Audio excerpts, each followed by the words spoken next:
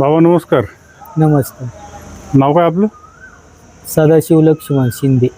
म्हणजे सागर शिंदे हा तुमचा? सागर शिंदे हा माझा मुलगा. मोठा की छोटा? छोटा मुलगा. बरं, आता काय घटना झाली सविस्तर आणि तुम्ही राहणारे कुठले नेमके, तुमचं गाव कोणतं? आमचं मूळ गाव मी नगर जिल्ह्यामध्ये पारनेर इथं सावरगावचा मूळ राहणार. पण मी 30 वर्ष झाली जवळजवळ गाव सोडून इकडं पिंपरी चिंचवड मोशी एरियामध्ये राहतो. बरं, आता मी हे गावाला कधी जात नाही किंवा काय आता नाही. तुमच्या छोट्या मुलांनी जे काही कृत्य केलंय त्याची तुम्हाला पूर्ण कल्पना आहे? हो, त्यांनी म्हणजे अशी ती कल्पना आहे. आता काय झालं नेमकी, म्हणजे 5 तारखेला जेव्हा त्यांनी घर सोडलं तेव्हा तुमच्याशी काय बोलला होता तो, किंवा मुलंही तुमच्याकडेच होती? मुलं आमच्याकडे होती. 5 तारखेला म्हणजे तो मुलांना फिरायला घेऊन म्हणून चालला. तर मी पोरांना घेऊन जातो, जर पोरांना चक्कर मारून येतो असं म्हणून तो माझ्यापासून मुलं घरून घेऊन गेला फिरायला म्हणून. पोरांना पण म्हणला का चला आपण फिरायला जाऊ म्हणून. त्याच्यामुळं पोरं पण त्याच्याबरोबर फिरायला म्हणून गेली. तर ते जवळजवळ 1-1:30 वाजेपर्यंत परत आले नाही म्हणून मी फोन लावला. त्या दिवशी दुपारी त्याच दिवशी.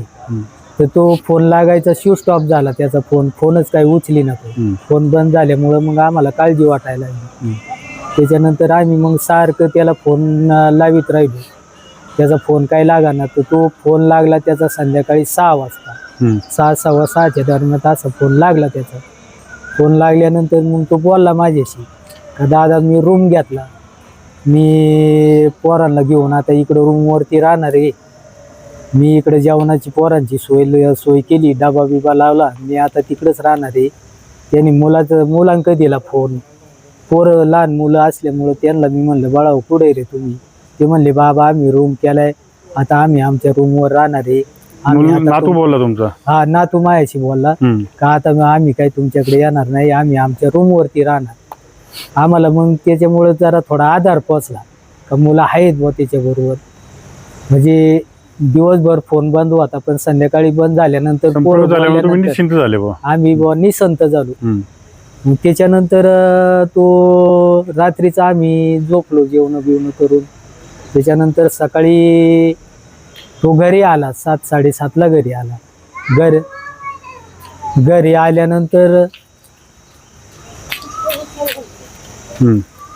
आल्यानंतर आला, आंघोळ बिंघोळ केली, पोरांची कपडे भरली, त्याच्या अंगावरची कपडे पोरांना आथराया पांघरायला 2 चादरी 1 रग घेतला.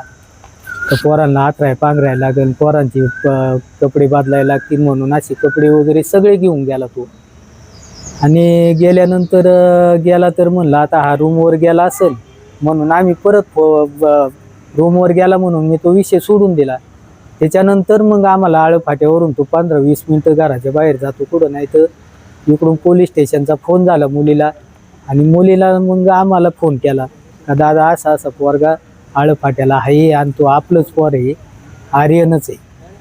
तर मग म्हणलं आम्हाला फोटो पाठव. तर मुलीनं आम्हाला मग इकडून पोलीस स्टेशनवरून त्याचा फोटो मागून घेतला आणि तो फोटो आम्हाला पाठवल्यानंतर आम्ही ओळखलं बुवा आता आर्यनच आहे आपला हा. तर मग ते आम्ही त्या पोलीस स्टेशनवाल्याने आम्हाला आळफाट्याला बोलवलं. मग आम्ही आळफाट्याला आलो. तो मुलगा त्यांच्यापाशी होता. मला एक सांगा, ज्यावेळेस तो घरी आला, मुलांना म्हणजे मुलीची हत्या केल्यानंतर तो घरी आला, तुमच्या नातीची हत्या केल्यानंतर घरी आल्यानंतर त्याच्या चेहऱ्यावर काय पश्चाताप दिसत होता का? नाही, बिलकुल नाही. अहो उलट तो एवढी केस बिस वाढलेली, दाढी वाढलेली, चांगला मस्तपैकी दाढी करून आला, केस कटिंग बिटिंग करून आला, अगदी मस्तपैकी प्रफुल्लित आला, जसं काही काहीच झालं नाही. झालंच नाही. हा, फार एकदम आनंदी. आम्हालाही वाटलं म्हणलं खोली घेतली, एवढा प्रफुल्लित वाटतोय, त्याच्यावर चेहऱ्यावर जर कुठली चिंताच दिसत नाही, एवढा प्रफुल्लित आला. त्याची बायको कुठे होती? त्याची बायको नव्हती. त्याचं लव्ह मॅरेज झालेलं होतं. त्याच्यामुळे त्यांच्या दोघांमध्ये काय भांडणं झाली, त्याच्यामुळे ती जवळजवळ 8-9 महिने झाली त्याला सोडून गेली. तसा तो तुमच्याकडे हा, तेव्हापासून तो आमच्याकडे.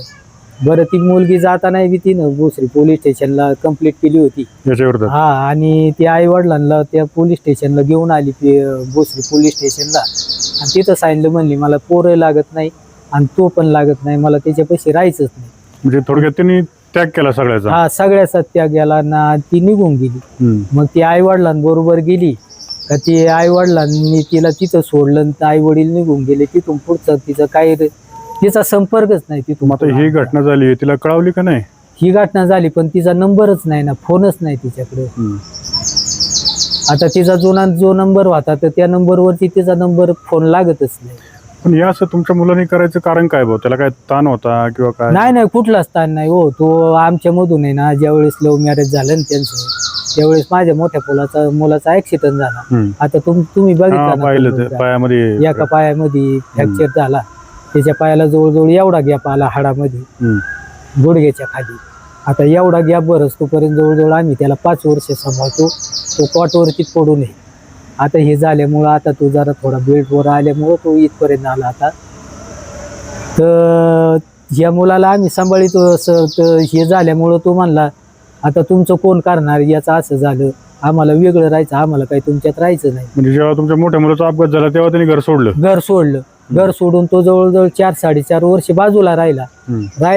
तिकडे त्यांचं नवरा बायकोचं काय भांडण होत होतं का काय होत होतं, तिकडे बी त्यांनी जवळजवळ लाख 2-2.5 लाख रुपये लोकांचं, याच्याकडून पैसे उकळ, त्याच्याकडून पैसे उकळ करायचं, खायचं, मजात राहायचं. तो काम काय करीत होता? तो पुठ्ठ्याच्या कंपनीत काम करीत होता. ते असं करून करून ते काही दिवसांनी माझी आई आजारी पडली. आई वारल्यानंतर मग त्याला कळवलं. मग तो आईच्या मैतेला आला, दहाव्याला आला. त्याच्यानंतर मग तो जसा यायला आमच्याकडे सुरुवात झाली, तो तसा आमच्याकडेच राहिला, घरीच राहिला. परत जिकडं कामाला गेला होता त्या किंदूर पाबळला त्या मालकाचं काम करीत होते, त्या मालकाचं तो परत गेलाच नाही. तिथं ते होतं काय, ते घर सामान वगैरे सगळं त्यांनी तिथंच सोड. परत त्या मालकाचं तो गेलाच नाही. मालकाचा मोस फोन यायचा, त्या मालकाला बी म्हणायचा येतो, आज येईल, उद्या येईल, परवा येईल. असं करून करून त्यांनी ते दिवस टाळीत गेला. शेवटी तो आमच्यातच विलीन झाला. तिथं आमच्या पशीत राहायला लागला, करायला लागला, खायला लागला. पण नवरा बायकोचे किरकिर चालायची.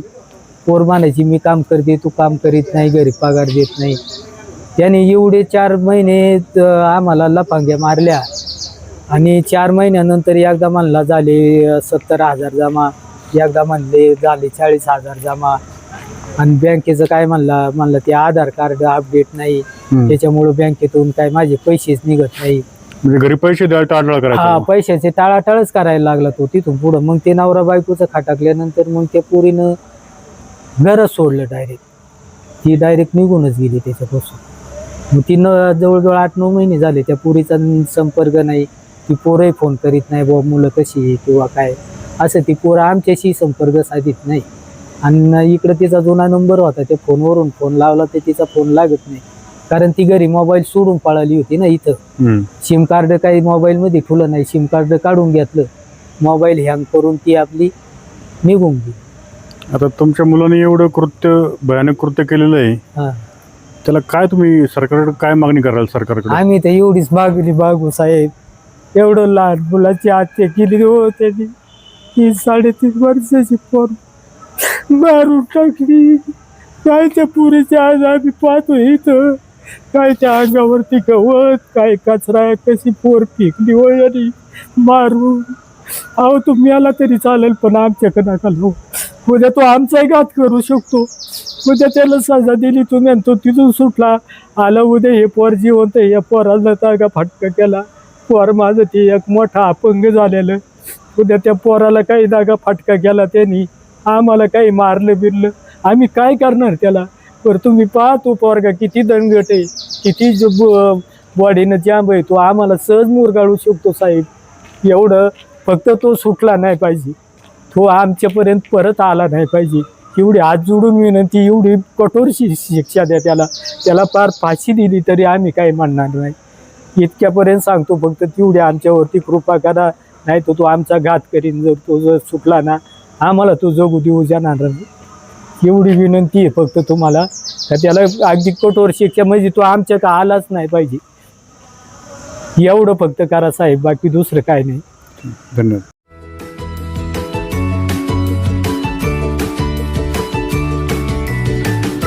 बातम्या शेतीच्या, बातम्या मातीच्या, बातम्या अन्यायाच्या, गुन्हेगारीच्या,